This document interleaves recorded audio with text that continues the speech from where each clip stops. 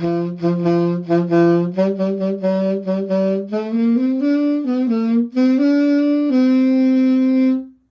welcome to the table. I'm your host, Teen Wolf, and today we are going to be talking about the Firecracker deck's performance. And if you did watch the modern gameplay video for the rise of the Firecrackers, you could tell that the deck performed pretty well. And if you haven't watched it, what's wrong with you? Go watch it.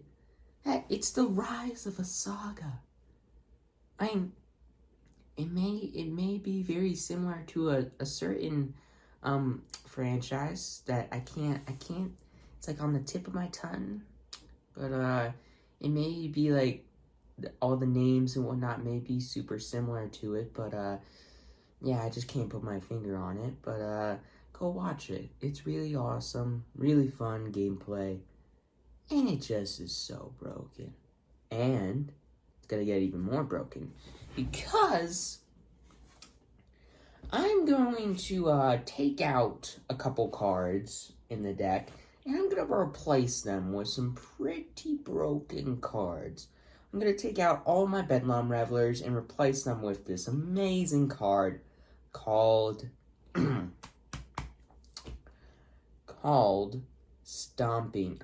Bone Crusher Giant.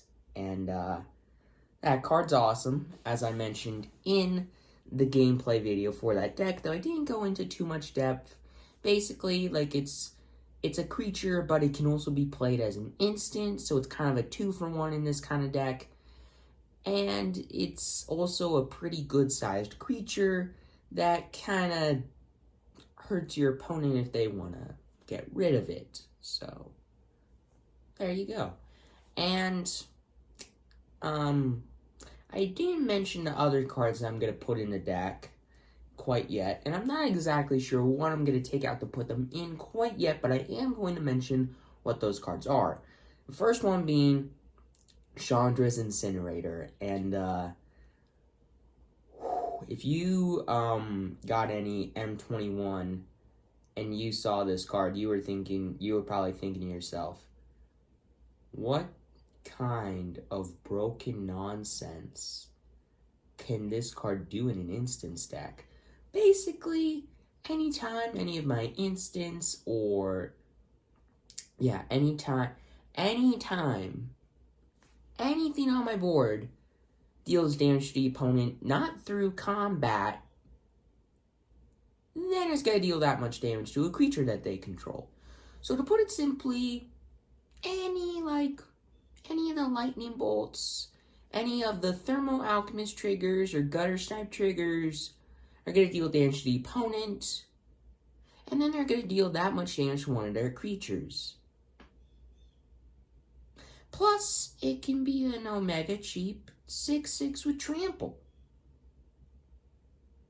So there's that too. Sorry, not sorry.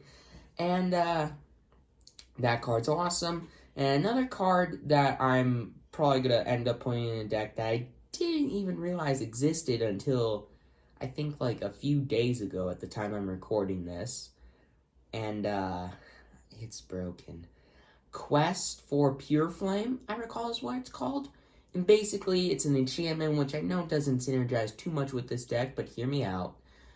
Basically, anytime any of my cards were to deal damage to an opponent, so any of the Thermo Alchemist triggers, Gutter Snap triggers, Lightning Bolt dealing damage to a player, stuff like that, I put a quest counter on it. And then you can remove 4 quest counters from it and sacrifice it to double the amount of damage you deal to the opponent this turn. So basically, you may be thinking to yourself, well, doesn't that drain a lot of your resources, and then you're not going to really have the ammunition to take advantage of the whole doubly damage thing? Well, you have to realize, just like me playing one instant can like result in 5 different cards triggering to deal damage to the opponent. Like, I tap the Thermal Alchemist to deal damage to the opponent. That's one quest counter. I play Shock to deal 2 damage to the opponent. That's another trigger. another quest counter. I untap the Thermal Alchemist, tap it to deal another damage to an opponent. That's a third quest counter. And if I have any other card in play to deal damage to the opponent, like a Reinforced Ronin or like a Gutter Snipe in play, that's a fourth quest counter. And the next turn, let's say I still have 3 more instants in hand, I sack the card. All those instants, all the Gutter Snipe triggers, all the Thermal Alchemist triggers, all of those triggers get doubled. And that's awesome. That's just awesome. But getting out of the modifications, not exactly sure what I'm going to take out for those last 2 cards mentioned quite yet, but they are going to be really solid additions to the deck, and it's just going to make the deck a lot more powerful all around. And hopefully Dominaria United, when it comes out, from what I've seen so far, it's going to have a bit of a instant sorcery theme, so hopefully there's going to be a new efficient damage spell. Hopefully they're going to come out with a new version of a card like Play with Fire, except for Dominaria, of course. So who knows? Who knows? But anyways, so getting past all of that, the modifications, the hopes and whatnot, the hopes and dreams, hopefully not being crushed for my poor Firecracker deck. I say poor and it's not poor at all. Let's get into the rating and the best card in the deck. So, the best card in the deck, I've mentioned it quite a few times at this point. It's Gutter Snipe. It's easily Gutter Snipe. Though it becomes an automatic,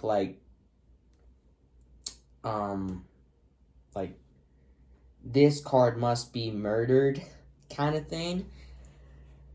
Because the card is just so broken. Because anytime I cast any of my instants, it's going to deal 2 damage to the opponent, plus it's a creature. I mean, it's just so good. And, once I put in some of these new cards, once I put in cards like Chandra's Incinerator and that quest for the Pure Flame thing, damage is going to be doubled. I'm going to be able to deal damage to the opponent's creatures, so then I can just focus on every card in the deck dealing damage to the player or the opponent or just any target.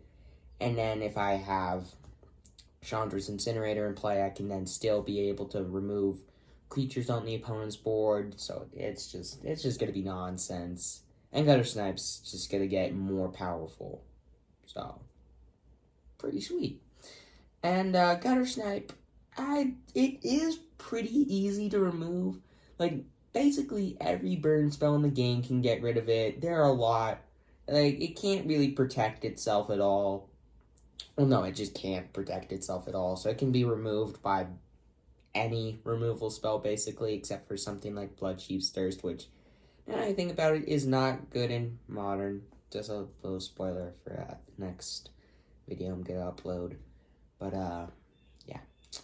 Anyways, so the Firecracker deck is just really broken. Gutter Snipe's really broken in the deck, and even though it can get removed really easily, I'm still going to rate Gutter Snipe probably an 8.5 out of 10. I would rate it a lot higher if it wasn't so easy to kill, but, I mean, that's one of your opponent's ways to kill one of your things gone, so, hey, at least they have to spend some of their resources to get rid of your card. Sure, it's the best card in your deck, but hey, that's one removal gone. At least there's that. And, the deck itself, once again, I would rate it higher, but it definitely can't really protect itself all that well. It can't protect its important pieces all that well, but it does have a lot of removal in it. It does have a lot of ways to deal with the opponent's early threats, to where you can then just storm through with just all of the broken nonsense in the deck. All of the instant triggers, all of the damage, all of the nonsense. I mean, the deck, it's really good in the early game, like all red decks, but it tends to get weaker as the game goes on. But there are a lot of ways to kind of take control of the early game and make sure that you can really easily kill your opponent in the early game, because they don't really have much to protect themselves with, because you're just killing all of it. And I'm going to put more ways to kill all of it, because I'm a butt. Anyways, so the deck I would probably rate a 9 out of 10. It's a really solid deck, don't get me wrong, but it is really bad in the late game because you run out of cards to play.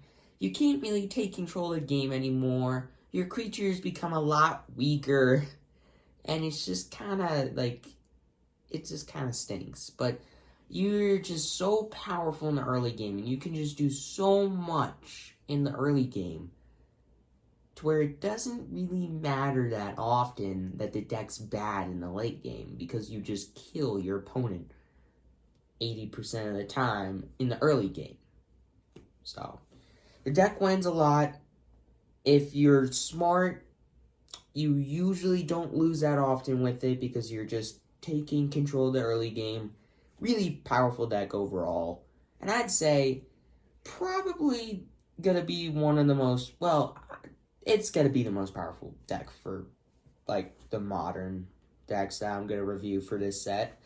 It's just, it's a really powerful deck. Don't get me wrong, it's not the most powerful deck, but it's still a really broken deck. So, with all that aside, I hope that you enjoyed just the origin story for the Firecrackers, and I hope that you cannot wait for its return, for its inevitable return, when it finally will complete its quest for pure chaos. Now, with all of that aside, I'm your host, Teen Wolf. Please consider subscribing, and I will see you in the next performance video.